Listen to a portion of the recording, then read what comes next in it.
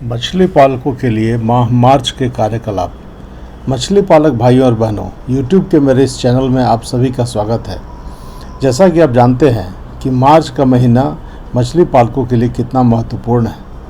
चूँकि इस माह में जाड़ा का मौसम समाप्त होता है और गर्मी का मौसम प्रारंभ होने लगता है, इसलिए विभिन्न प्रकार के वायरस और बैक्टीरिया भी सक्रिय हो जाते हैं और मछलियों को नुकसान पहुंचाते हैं।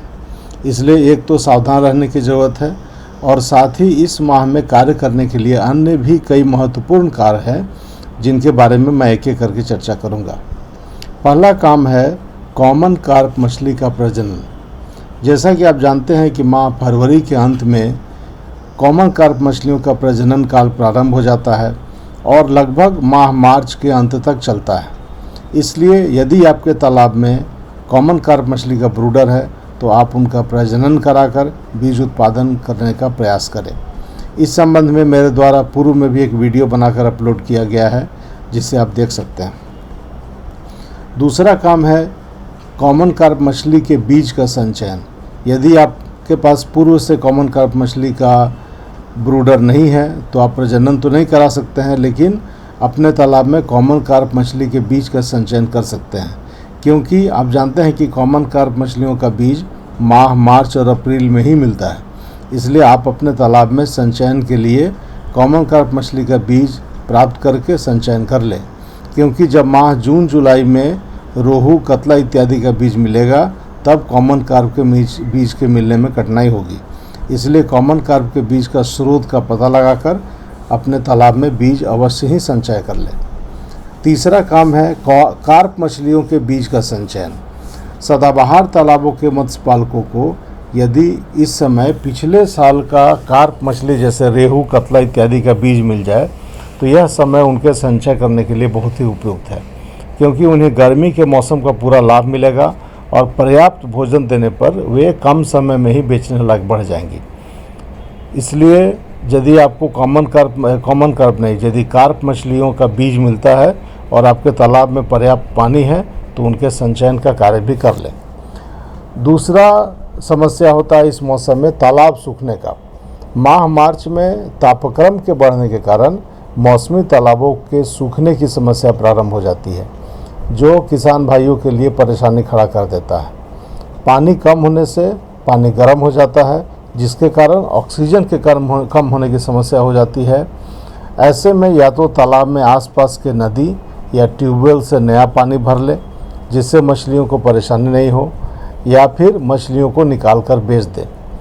यदि संभव है तो आप मछलियों को किसी ऐसे तालाब में जहां पर्याप्त पानी रहता हो, सदाबहार तालाब हो, वहाँ उनके मालिक से भी बात करके उन्हें दे सकते हैं, जिससे मछलियाँ बड़ी हो जाए।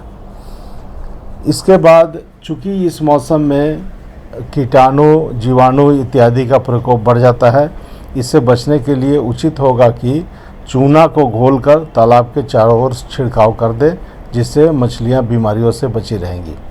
जब भी मौसम का परिवर्तन हो तो चूना का प्रयोग करना चाहिए। इसके बाद आता है कि जिनके पास सदाबहार तालाब है और उनके तालाब में कतला, रेहू इत्यादि उपलब्ध हैं और यदि वे ब्रीडिंग कराना चाहते हैं प्रजनन के समय में यानी जून जुलाई में, तो जाल चला करके ब्रूडर मछलियों की स्थिति भी देख ले कि आपके पास किस मछली का, किस प्रजाति का कितना मछली है, और उनके भोजन में वृद्धि कर दें। मछलियाँ चूँकि जाड़े में कम खाती हैं और मार्च महीने से टेम्परेचर बढ़ने लगता है, इसलिए भोजन में भी वृद्धि करना ज़रूरी है।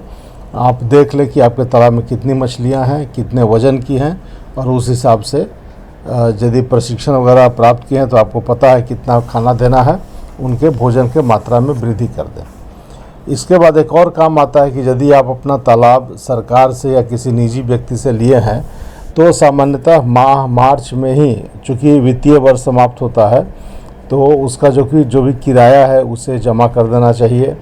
और यदि आपके पास मत्स्यजीवी सहयोग समिति है तो अगले साल का बंदोबस्ती का प्रक्रिया भी प्रारंभ हो जाएगा। इसलिए उसके लिए जो भी कागजातों की आवश्यकता है उनकी तैयारी आप कर लें, जिससे कि बंदोबस्ती लेने में आपको आसानी हो। इसके अतिरिक्त जो भी कार्य आप आवश्यक समझे उसे कर लें, जिससे आपका मछली पालन सुचारू रूप से हो और इसके संबंध में आप और कोई जानकारी चाहते हैं तो आप कमेंट बॉक्स में लिखें, मैं प्रयास करूंगा उनका जवाब देने का। यदि आपको यह वीडियो अच्छा लगा हो तो कृपया लाइक और शेयर कर दें, और मेरे चैनल को यदि सब्सक्राइब नहीं किए हैं तो कृपया सब्सक्राइब कर दें। धन्यवाद।